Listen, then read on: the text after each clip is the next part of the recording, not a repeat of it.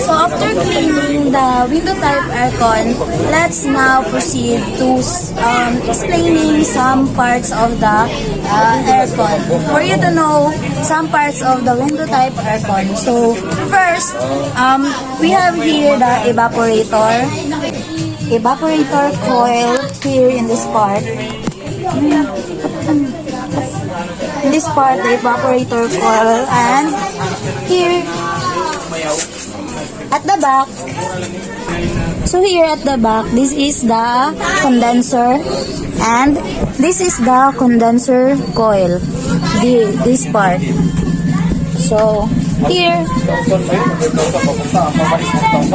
this is the overload protector. So next, here we have the compressor, which is the heart of the system.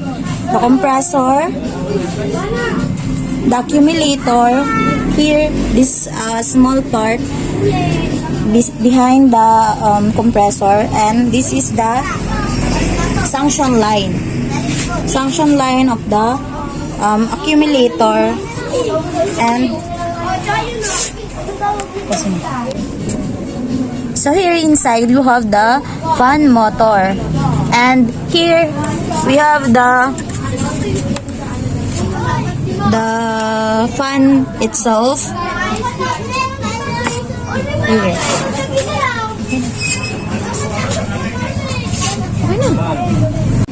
So here we have the TXB or the thermostat expansion valve inside here, and or also we can call this as the controller panel here. So in this front, we have here the return air inside here, and this is the supply air above here, where the air can flow over here.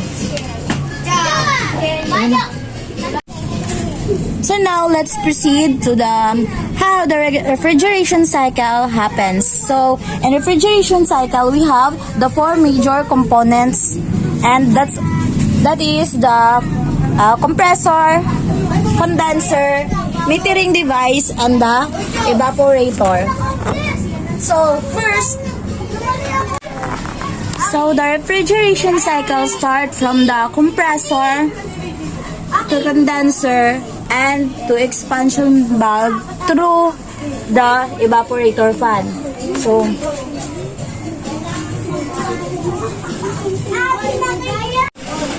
So to easily understand the refrigeration cycle, let's first separate the part.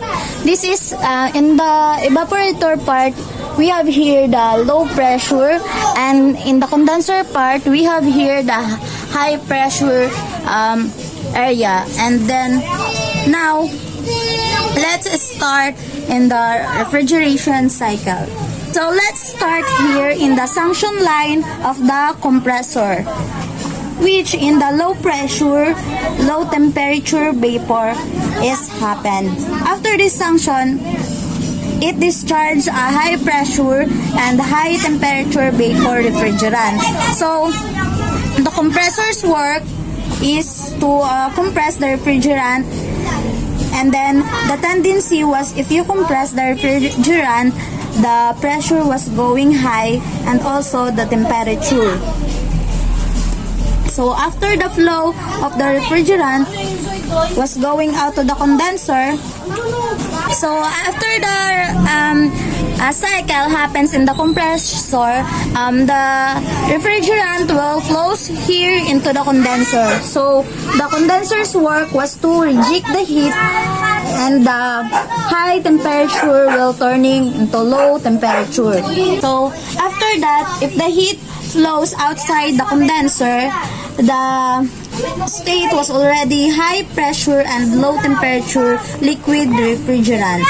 So after that, the refrigerant flows in the expansion valve, which is located here, and the work of the expansion valve is to turn the pressure low, and it has a small capillary tube. So if the heat from the condenser flows to the expansion valve, the pressure will turn into low pressure. So, the expansion valve,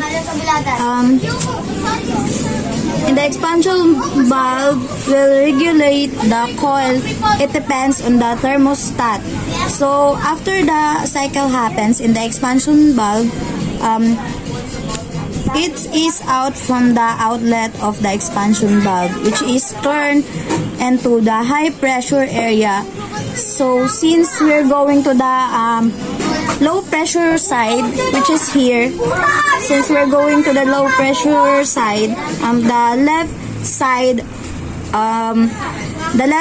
the pressure will turn into a low pressure and low temperature liquid refrigerant. So after the cycle, we're going to the evaporator. So here.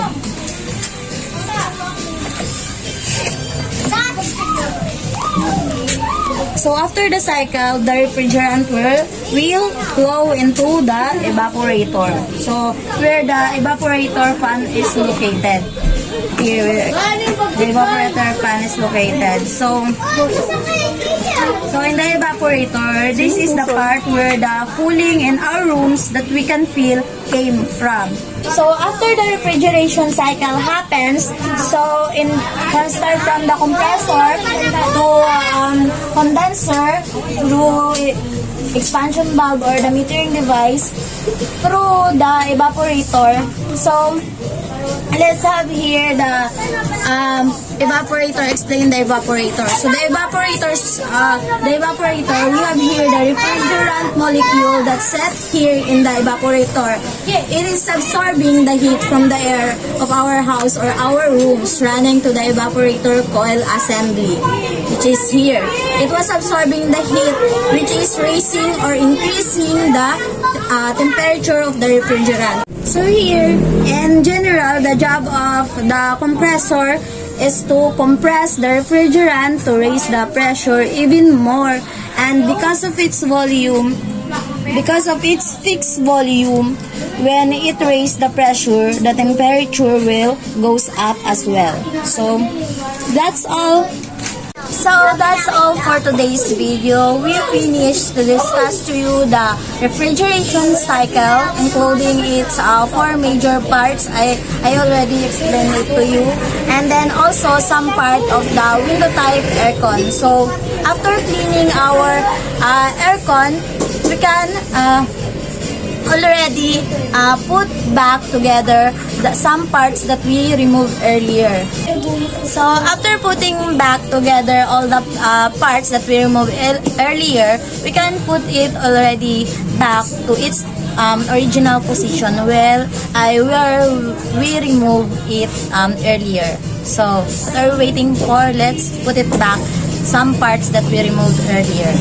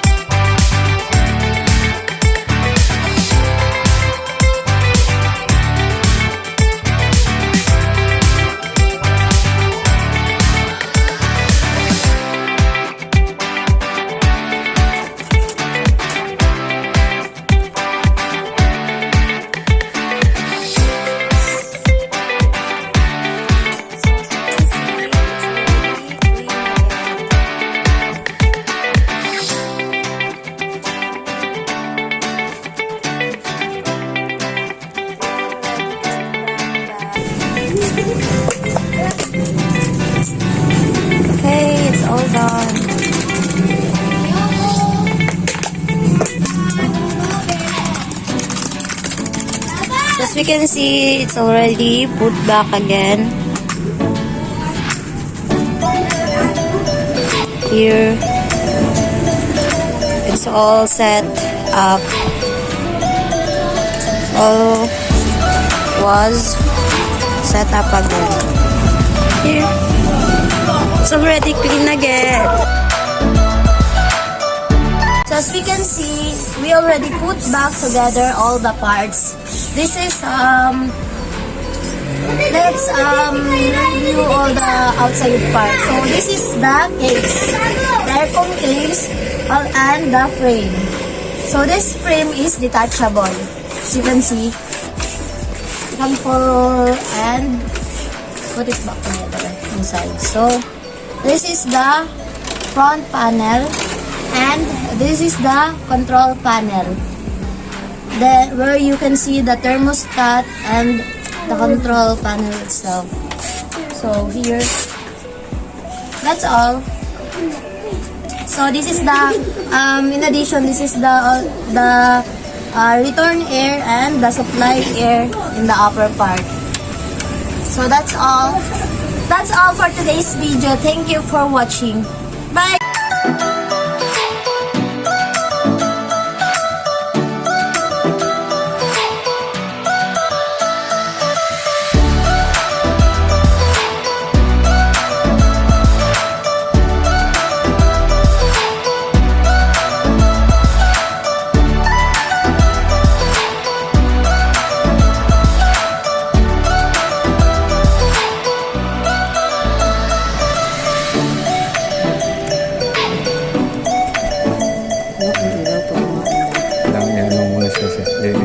Sa blower ba niya? Ay, hindi pala nalalaman kung umaandar. Kailangan naka-electric pa.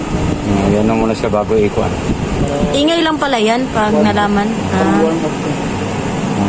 Wala siyang ilaw. Sa blower yan. Lahat na. Pag naano muna siya. Dito, tunog naman yan siya. Kaya ibalik mo siya dito. Tapos ito.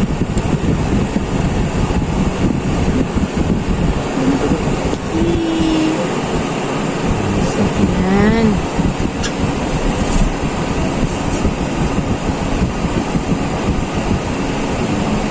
Yan na.